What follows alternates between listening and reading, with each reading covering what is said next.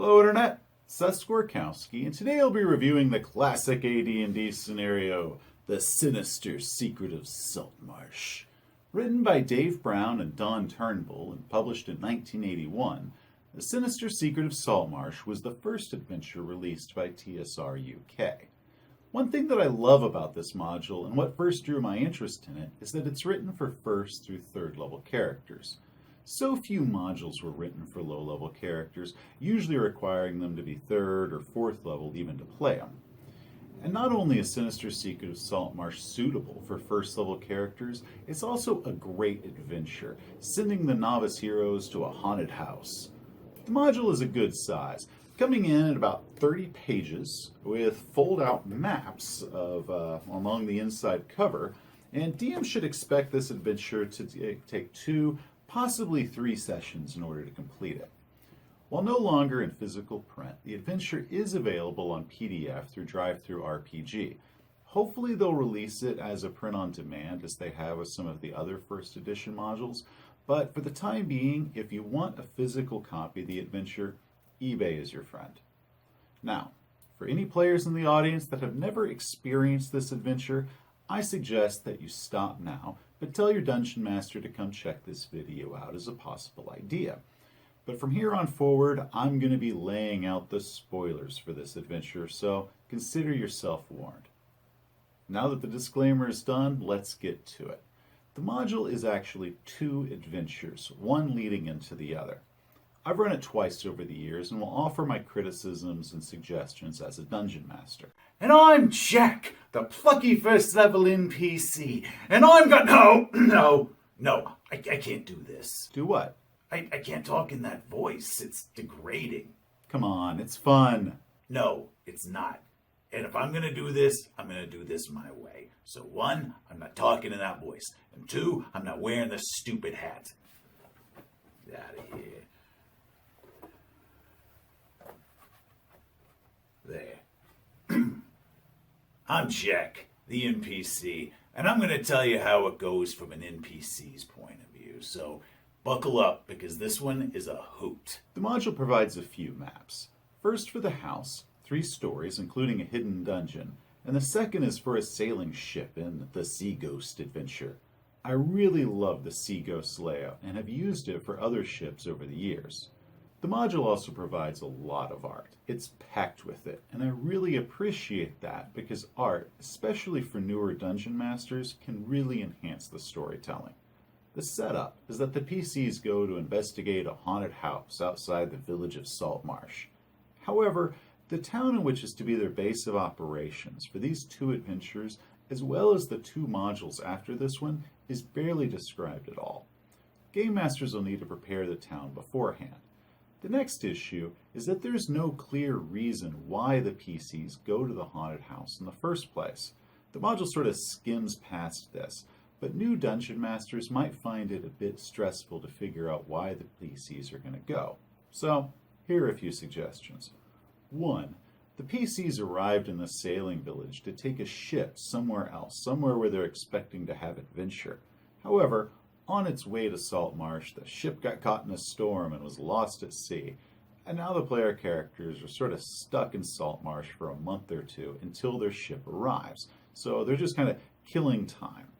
Or maybe they were hired to look after a shipment of goods on its way to Saltmarsh, and they had to protect it on the way. And maybe that's how they met and how they bonded at first. Then once they arrive in Saltmarsh, the goods are loaded on the ship and go away, and the PCs are paid.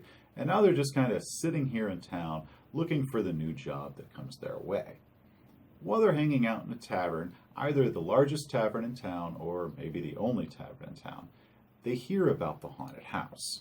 Maybe some traveler comes in with some story in order to get a free drink, saying how they might have stayed there the night before or 2 nights ago in a storm, and then they got chased out by the shrieking cries and all the phantoms that they saw, properly embellishing the story to get more drinks out of it. But something has to incite the PCs to go to the house. Maybe they've told some exaggerated stories of their own adventures, and the townspeople think that they're big-time heroes and ask them to help them with the house.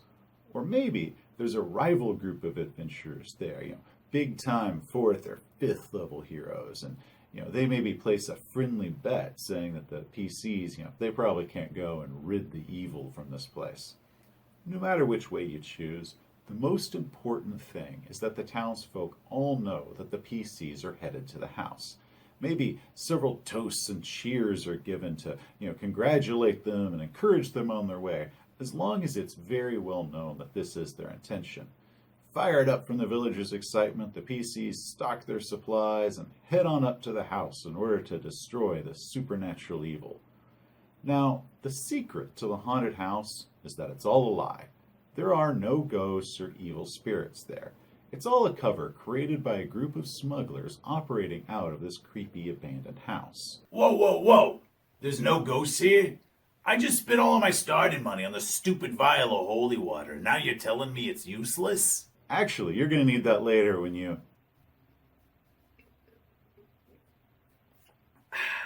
Okay, never mind. The house has a lot to explore. The PCs will encounter several vicious giant spiders and giant centipedes and even some sturges that are up in the attic. They also are going to find a good deal of treasure, possibly more money than they have ever seen. Yeah, it's raining gold! I gotta pick all that up, hold on.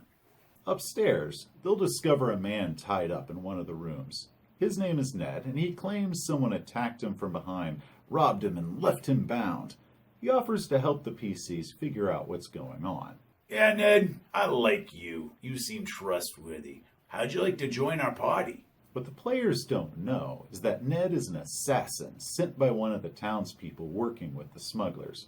Because the whole town was buzzing about the PCs going to rid the house of evil, this corrupt town person sent Ned to cause a little disruption or even kill the PCs if they start getting too close to the truth.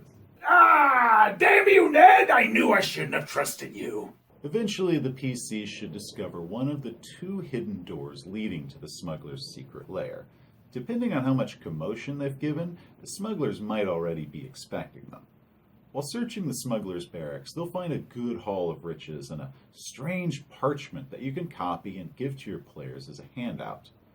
Beyond a barred door, the PCs will encounter several animated skeletons. Eat holy water, you sons of... Oh, damn it. Past the skeletons, they'll discover the laboratory of the alchemist who once lived here, now long dead from natural causes.